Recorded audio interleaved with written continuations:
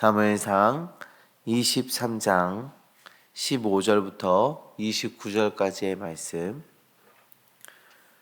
한번 우리 교독하여 읽도록 하겠습니다.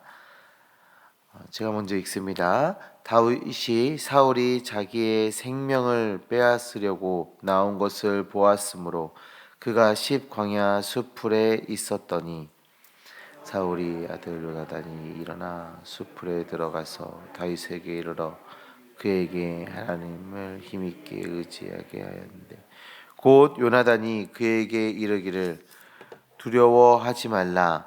내 아버지 사울의 손이 내게 미치지 못할 것이요 너는 이스라엘 왕이 되고 나는 내 다음이 될 것을 내 아버지 사울도 안다 하니라. 두 사람이 여호와 앞에서 언약과 다윗은 숲풀에 머물고 요나단은 자기 집으로 돌아가니라. 그때 사람들이 기브아에 이르러 사울에게 나와 이르되 다윗이 우리와 함께 광야 남쪽 하길라 산 숲을 요새 숨지 아니하였나이까. 그라운드 왕은 내려오시기 원하시는 대로 내려오소서. 그를 왕의 손에 넘길 것이 우리의 의무이다. 사울이 이르되 너희가 나를 긍휼히 여겼으니 여호와께서 복 받기를 원하노라. 사람이 내가 말하기를 그는 심히 지혜롭게 행동한다. 너희는 가서 더 자세히 살펴서 그가 어디 숨었는지 누가 거기서 그를 보았는지 알아보고 그가 숨어 있는 모든 곳을 정탐하고 실상을 내게 보고하라. 내가 너희와 함께 가리니 그가 이 땅에 있으면 유다 몇천 명 중에서라도 그를 찾아내리라 하더라. 사울보다 먼저 시부로 가니 다윗과 그의 사람들이 광야 남쪽 광야에 있다. 사울이 그의 사람들이 찾으려 온 것을 어떤 사람이 다윗에게 아뢰매 이에 다윗이 바위로 내려가 마온 황무지에 있더니 사울이 듣고 마온 황무지로 다윗을 따라가서는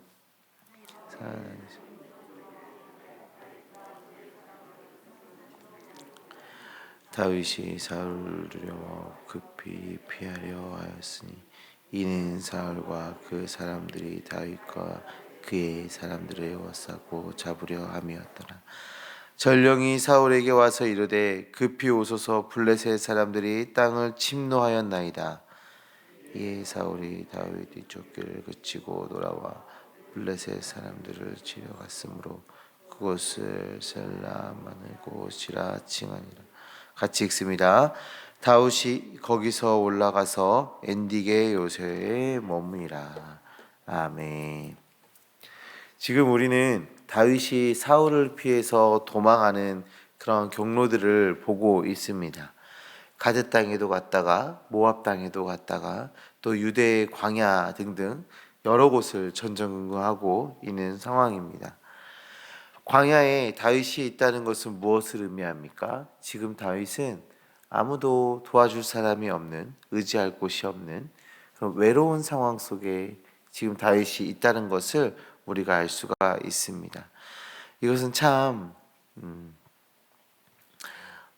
다윗에게는 참 어려운 선택, 대단한 선택 중에 하나였던 것입니다. 왜냐하면 지금 본문 당시에 다윗의 나이는 20대 초반 정도 됩니다. 가장 혈기가 왕성한 또 힘이 많은 그런 나이이기도 하지만 반대로 또 절제가 부족한 나이이기도 하죠. 이런 상황 속에서 다윗은 사울을 공격하고 이런 상황을 도망자의 상황을 종결하려는 그런 선택을 하는 것이 아니라 다윗은 도망합니다.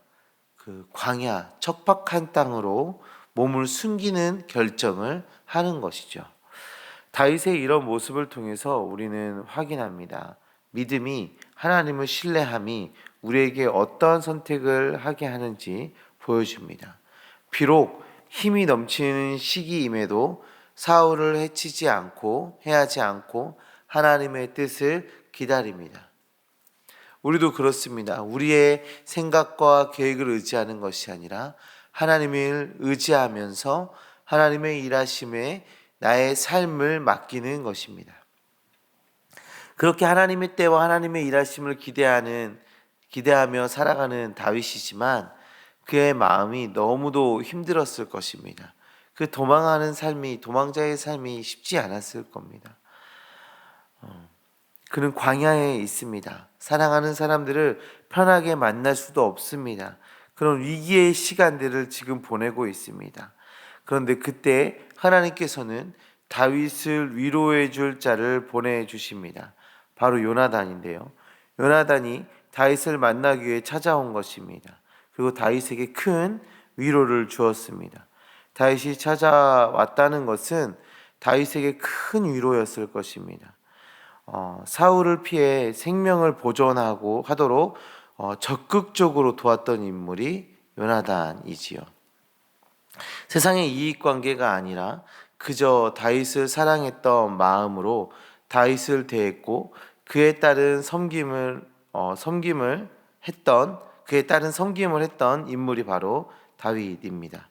그런 다윗에게는 너무나도 힘이 되는 인물이 지금 찾아온 것입니다.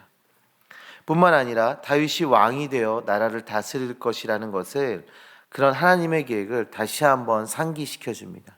하나님의 계획과 하나님의 일하심에 대해서 재확인해 주는 것이죠. 성도님들, 우리가 하나님을 향한 선택을 하고 살아갈 때는 때로는 어려움이 다가올 수 있습니다. 항상 하나님을 향한 선택이 평안하지는 않습니다. 세상으로부터 오는 핍박이 있을 수 있습니다. 그리고 세상이 우리를 외면하여 마치 다윗이 광야에 있는 것처럼 우리도 그렇게 외롭게 될 수도 있는 것입니다.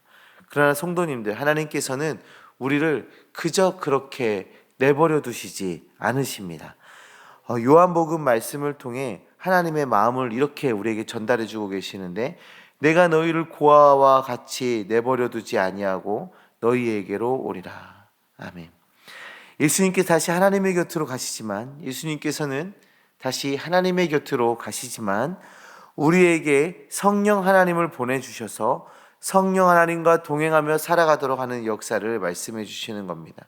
결코 우리를 혼자 두시지 않으십니다. 우리에게 도움을 주시고 새 힘을 주십니다. 하나님의 말씀을 기억나게 하시고 깨닫게 하시고 성도의 삶을 살아가도록 하나님께서 우리를 인도해 주십니다. 오늘 요나단이 다윗을 찾아와 하는 이 말이 무엇입니까? 단순히 그냥 위로의 말을 하고 있는 것이 아니라, 막연한 축복을 하고 있는 것이 아니라 하나님의 계획을 깨달아 알게 하는 것입니다. 하나님의 마음을 기억하는 것, 그것은 우리에게 매우 중요한 것입니다. 하나님의 마음을 알고 우리의 삶 가운데 역사하고 계시는 하나님을 인식한다는 것은 우리로 믿음의 걸음을 걷게 하는 원동력입니다. 하나님의 그런 마음을 깨달아 알고 또 하나님의 그 뜻하심을 다시 한번 상기하며 나아가는 주님의 자녀들 되시기를 간절히 소망합니다. 사랑하는 성도님들, 하나님의 말씀이 우리에게 주어지는 것은 먼저 하나님을 신뢰하는 믿음의 선택을 해야 한다라는 것입니다. 비록 세상의 이해관계와 맞지 않는 것이라 할지라도 그 믿음의 선택이 우리에게 불편함과 또 외로움을 준다 할지라도 우리가 하나님의 마음을 선택하고 하나님의 뜻과 계획을 선택해야 하는 것입니다. 그리고 두 번째로는 하나님께서 우리를 그저 내버려 두시지 않으신다라는 것을 기억하시길 바랍니다. 하나님은 우리를 내버려 두시지 않으십니다. 끊임없이 우리를 위로하시고 우리에게 새 힘을 주시는 분이 하나님이십니다. 그 하나님의 마음을 다시 한번 깨닫고 또 그 하나님의 말씀으로 새 힘을 얻어 살아가는 믿음의 사람들 되어지시기를 간절히 소망합니다. 오늘 우리에게 주어진 이 말씀들을 묵상하며 그 삶의 선택의 순간에서 하나님을 선택하고 하나님의 백성이 되시고 하나님의 마음으로부터 오는 그 위로를 경험하며 나아가는 주님의 자녀들 되어지시기를 간절히 소망합니다. 기도하겠습니다. 하나님 아버지, 감사합니다. 하나님 우리로 믿음을 허락하시고 또 우리에게 말씀을 허락하여 주셔서 하나님의 말씀, 하나님의 마음을 선택하며 살아갈 수 있도록 은혜 베풀어 주심을 정말 감사합니다.